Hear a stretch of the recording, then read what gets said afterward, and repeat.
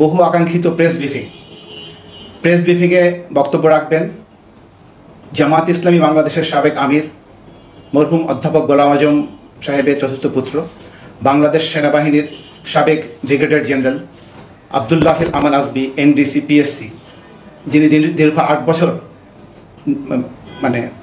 গুমের শিকার ছিলেন। দ্বিতীয় স্বাধীনতার পর যিনি মুক্তিপ্রাপ্ত হয়েছেন, এখন বক্তব্য রাখছেন সাবেক ব্রিগেডিয়ার জেনারেল আবদুল্লাহিল আমান আজমি, এনডিসি, পিএসসি। আমি তার বক্তব্য শুরু করার জন্য অনুরোধ করছি।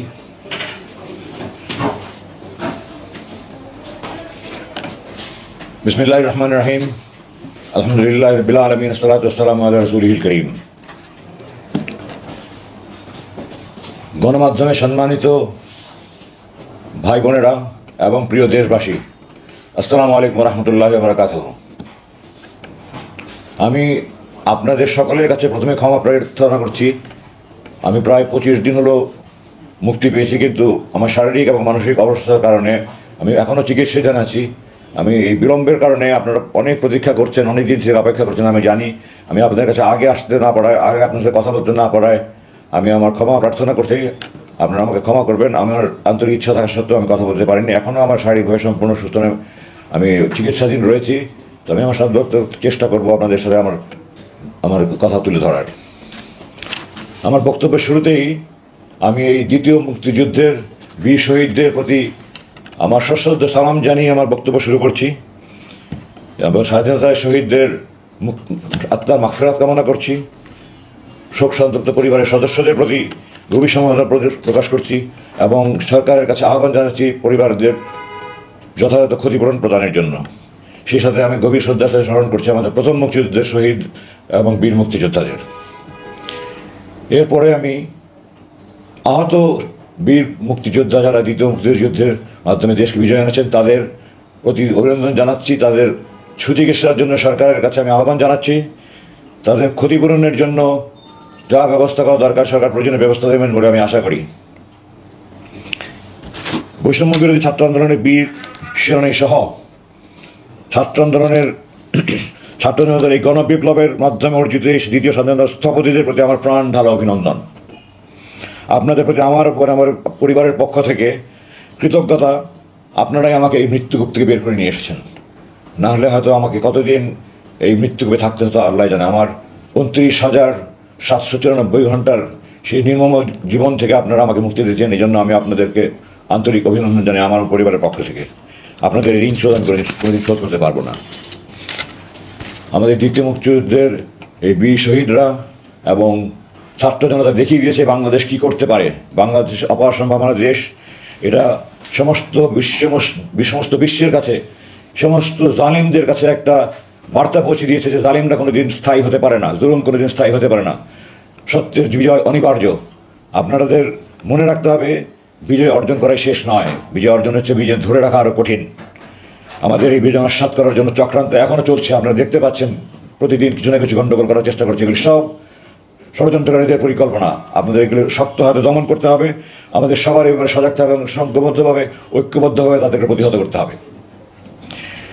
আমি এই মুহূর্তে বাংলাদেশ সেনাবাহিনীর সেনাপ্রধান জেনারেল ওয়াকারুজ্জামানকে আন্তরিক অভিনন্দন জানাই। জাতির এই ক্রান্তি লগ্নে তিনি যে ঐতিহাসিক ভূমিকা পালন করেছেন, তিনি যে গুরুত্বপূর্ণ জটিল মুহূর্তে যে সিদ্ধান্ত নিয়েছেন যা জাতির এই দ্বিতীয় যুদ্ধ বিজয় অর্জনের সহায়তা করেছে, তার এই অবদান জাতি কৃতজ্ঞতার সাথে সারা জীবন মনে রাখবে। তার নাম ইতিহাসে স্বর্ণাক্ষরে লেখা থাকবে। Congratulations general Wakeruzzaman, I am proud of you. তুমি আমার ছাত্র ছিলে, I am proud of you. আমি এই প্রসঙ্গে একথাও জাতিকে স্মরণ করে দিতে চাই, বাংলাদেশ সেনাবাহিনী একটা দেশপ্রেমিক সেনাবাহিনী।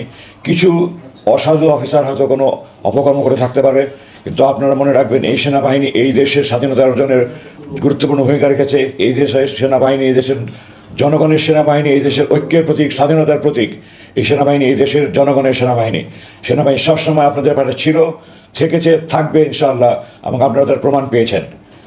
আমি সেনাবাহিনীর সদস্যদেরকে এই সাথে অভিনন্দন জানাচ্ছি। আচ্ছা, আমি আবার পিছের থেকে আসবো না, যে পর্যন্ত পরিচিত হয়ে যাবো।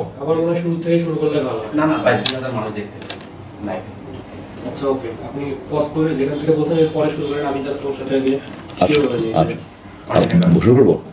আচ্ছা, আমি অন্তর্বর্তীকালীন সরকারের প্রধান ডক্টর ইউনূস সহ সকল উপদেষ্টাদের প্রতি আন্তরিক অভিনন্দন জানাচ্ছি। আপনারা এই গণবিপ্লবের মাধ্যমে অর্জিত এই বিজয়কে আপনারা দেশকে 50 বছর এগিয়ে নিয়ে যাবেন বলে আমি দৃঢ়ভাবে বিশ্বাস করি। ডক্টর ইউনূসের মতো একজন যোগ্য ব্যক্তির নেতৃত্বে এই উপদেষ্টা পরিষদ দেশের সকল জঞ্জাল মুক্ত করবে। দেশের যত রকমের প্রতিষ্ঠানকে ধ্বংস করে দেওয়া হয়েছে সবগুলি প্রতিষ্ঠানকে আবার ঢেলে পুনরু সাজিয়ে দেশকে একটা সমৃদ্ধশালী রাষ্ট্র হিসেবে গড়ে তোলার জন্য ওনারা সর্বাত্মক চেষ্টা করবেন বলে আমি বিশ্বাস করি।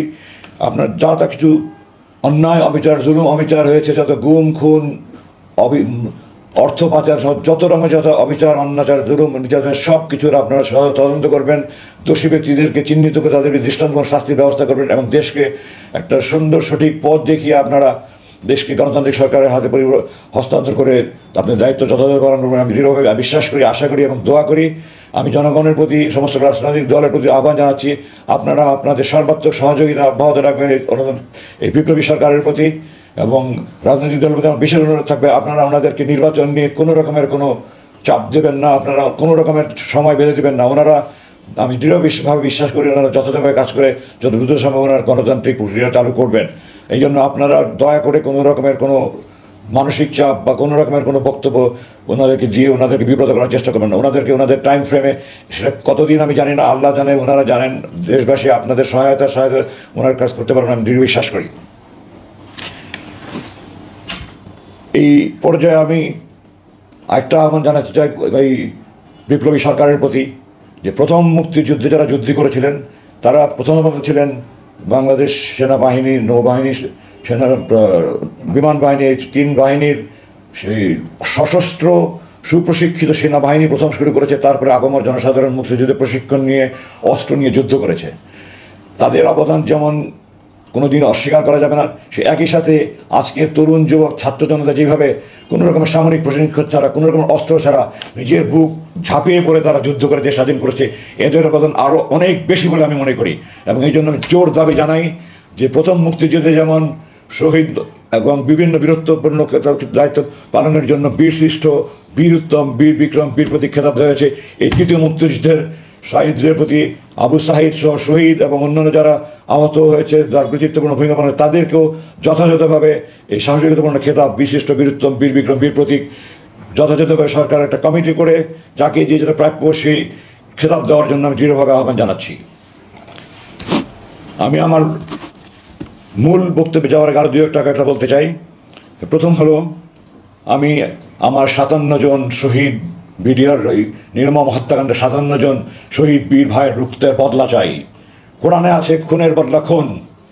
আমার এই 57 জন আমার কলিজার টুকরা ভাই বাংলাদেশ সেনাবাহিনী কেন, কোনো সেনাবাহিনীতে general Shakil, general colonel Gulzar, colonel Shahid Quddutullah Rahman Shafiq, colonel এমদাদের মতো অফিসার তৈরি হওয়া খুব কঠিন ব্যাপার।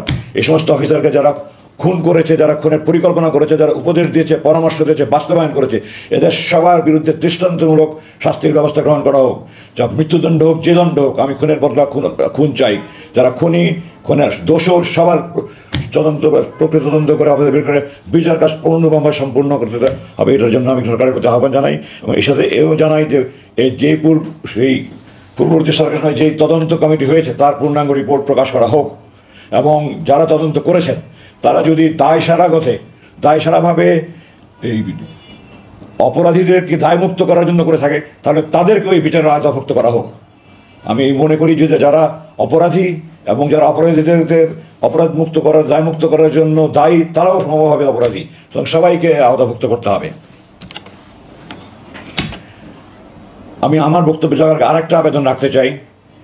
বাংলাদেশ সেনাবাহিনীর শত শত অফিসার এই গত সরকারের নির্মম জুলুমের শিকার হয়েছে, তারা বরখাস্ত হয়েছে, অকালীন অবসর হয়েছে, তাদেরকে বিভিন্ন রকমের হয়রানিমূলক ব্যবস্থা হয়েছে। এগুলি প্রত্যেকটার তদন্ত করা হোক এবং প্রত্যেকটা দোষী ব্যক্তিদের